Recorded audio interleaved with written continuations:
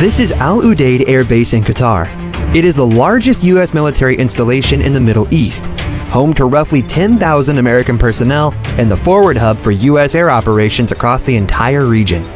And it sits less than 200 kilometers from the Iranian coast. Now zoom out further. Iran doesn't just face the U.S. from across the Gulf.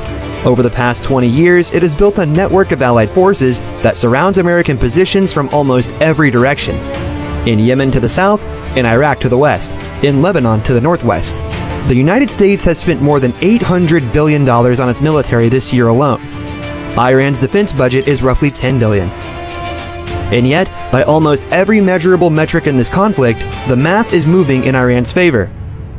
How does a country that spends $10 billion a year on defense against America's $800 billion end up with the strategic advantage? To understand why, you need to look at the map. Iran is not a small country. It covers 1.6 million square kilometers, roughly the size of Western Europe, and most of that territory is mountain range and high desert plateau.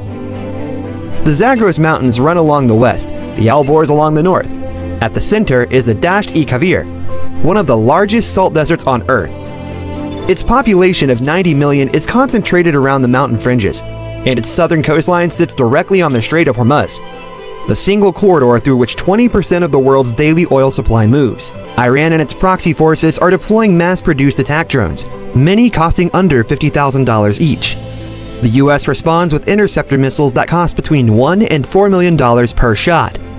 That means every single successful intercept costs the United States up to 80 times more than it costs Iran to launch the attack. Now, that ratio would be fine if the US could sustain it indefinitely.